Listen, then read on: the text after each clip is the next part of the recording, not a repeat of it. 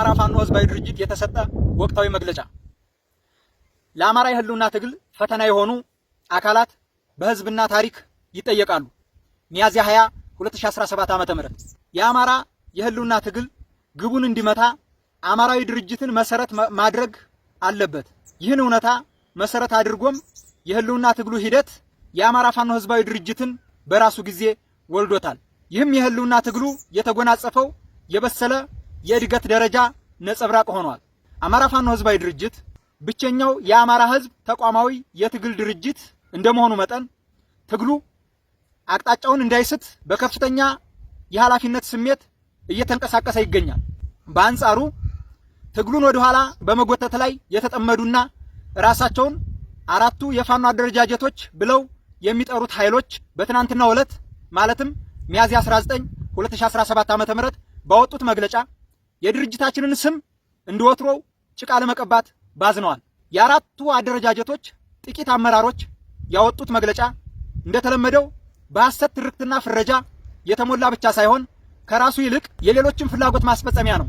በእኛ በኩል እንዲህ አይነት የሐሰት ፕሮፓጋንዳዎች በአብዛኛው በዝምታ የምናልፍ ቢሆንም አንዳንዴ ምላሽ መስጠት አስፈላጊ ሆኖ ሲገኝ ምላሻችን የሰከነ ጨዋና የተመጠነ መሆኑን የምናረጋግጥ ከመሆኑን ባሻገር ያለ አማራ ድርጅት የአማራን የህልውና ትግል እንመራለን የሚሉ ወገኖች ቆም ብለው የሚያስቡበት ልቦና እንዲሰጣቸው በጅምላ በሚጨፈጨፈው የአማራ ህዝብ ስም ፈጣሪን እንደምንለምንላቸው ሁሌም ማሳሰብ እንወዳለን።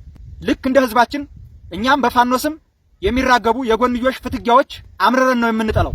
መላው ህዝብ ከሰሞኑ ዜናዎች ጠንቅቆ እንደሚያውቀው በአማራ ፋኖ ህዝባዊ ድርጅት ላይ ጀግናውን የህዝብ ልጅ አርበኛ ከፍያለው ደሴና ሌሎች አያሌ አርበኞችን የበላ ጦርነት ከተከፈተበት ሰነባብቷል። በጦር ኃይል የተመኙትን መጨበጥ የተሳናቸው የአራቱ አደረጃጀቶች እፍኝ የማይሞሉ መሪዎች በመገናኛ ብዙሃን በኩል በከፈቱት የስነ ልቦና ጦርነት በርካታ ውሸቶችን ተናግረዋል። ለተሰነዘሩት ውሸቶች በሙሉ ምላሽ መስጠት ራሳችንን ብቻ ሳይሆን የአማራ ህዝብንም ማቅለል ስለሚሆንብን በህልውናው ትግል ውስጥ ያሉት 9 እውነታዎች ከዚህ በታች የተዘረዘሩት ናቸው። አንደኛ፣ አራቱ አደረጃጀቶች ከ8 ወራት በፊት በሳምንታት እውን እናደርገዋለን ብለው ቃል የገቡትን የአንድነት ድርጅት እስካሁን መመስረት ባለመቻላቸው በአጥፍቶ መጥፋት መንፈስ ብቻቸውን የአማራ ድርጅት የሆነውን አማራ ፋኖ ህዝባዊ ድርጅት ለማፍረስ የሚያደርጉት እንቅስቃሴ ለህልውና ትግሉ መራዘምና መወሳሰብ ዋነኛ ምክንያት እንዳደረጋቸውና በህዝብና በታሪክ እንደሚጠየቁ።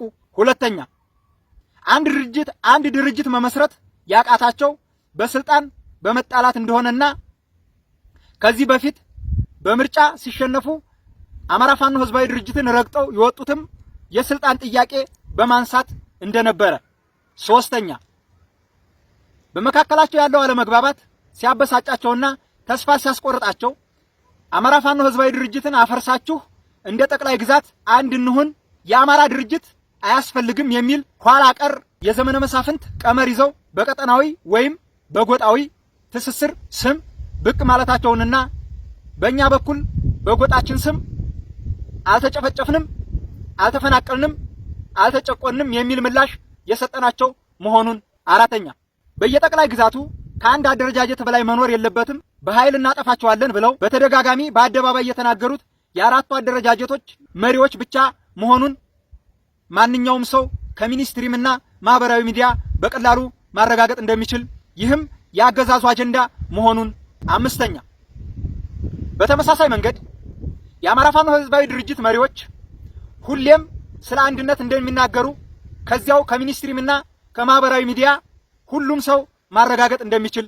ስድስተኛ፣ የአራቱ አደረጃጀቶች መሪዎች በአደባባይ በተናገሩት መሰረት በየጠቅላይ ግዛቱ አንድ አደረጃጀት ብቻ እንዲኖር ለማድረግ የሚያስችል ወታደራዊ አቅም እንፈጥራለን ብለው ወልቃይትና ራያን በኃይል አስመልሳለሁ ከሚለው ጽንፈኛና ጦረኛ የወያኔ አንጃ የፋይናንስና የጦር መሳሪያ ድጋፍ በመቀበል በአራቱም ጠቅላይ ግዛቶች በአማራ ፋኖ ህዝባዊ ድርጅት ላይ ወታደራዊ ጥቃት መሰንዘራቸውን፣ በዚህም በጥቅሉ በአማራ በተለይ ደግሞ ላለፉት 35 ዓመታት በስቃይ በኖሩት የወልቃይትና የራያ ህዝብ ላይ ክህደት መፈጸማቸውን።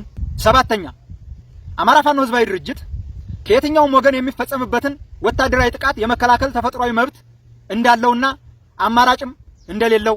ስምንተኛ፣ በአራቱ አደረጃጀቶች መግለጫ ላይ በተጠቀሱት አውደ ውጊያዎች ሁሉ የአማራ ፋኖ ህዝባዊ ድርጅት ኃይሎች አስቀድመው ተኩስ ያልከፈቱ መሆናቸውንና ራሳቸውን ለመከላከል ብቻ የተንቀሳቀሱ መሆናቸውን አማራ ፋኖ ህዝባዊ ድርጅት ጦርነት ተከፍቶበት ብዙ ጉዳት የደረሰበት ቢሆንም በአራቱ አደረጃጀቶች በሚዲያ የሚደረጉ ስም ማጠልሸቶች እና የሚራገቡ ውሸቶች ብልጽግናን ከመርዳታቸው ባሻገር ህዝባችንን እያወዛገበ የአማራን ክብርና ጨዋነትን እያኮሰሰ በመሆኑ አደረጃጀቶቹ ወደ ቀልባቸው ተመልሰው ልዩነታችንን በውይይት ለመፍታት ዝግጁ መሆናችንን በህዝብ እንዲታወቅልን እንፈልጋለን።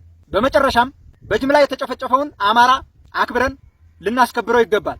የህልውና ትግሉ የወለዳቸውን መሪዎች አዋርደን ልናስከብረው አንችልም። መሪዎቹ በሐሰት ተሰድበው ለሰዳቢ በሐሰት ተዋርደው ለአዋራጅ እየሰጡ ናቸው። ይህ እንዲሆን አራቱ አደረጃጀቶች የተጫወቱት የፈርቀዳጅነት ሚና በእጅጉ የሚያሳዝን ነው።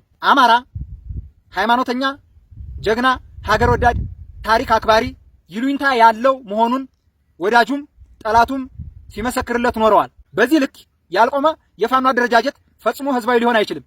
ጨዋነት ለአማራ ፋኖ አማራጩ አይደለም፣ ተፈጥሮው ነው። ሁሉም በዚህ ልክ ለመገኘት በያለበት ይትጋ። አሁንም ጊዜ አለን። ድል ለአማራ ፋኖ ህዝባዊ ድርጅት፣ ድል ለአማራ ህዝብ፣ ድል ለኢትዮጵያ ህዝብ። ሚያዝያ 20 2017 ዓመተ ምህረት የአማራ ፋኖ ህዝባዊ ድርጅት ምክትል ህዝብ ግንኙነት ኃላፊ አርበኛ አበበ ሙላቱ። አመሰግናለሁ።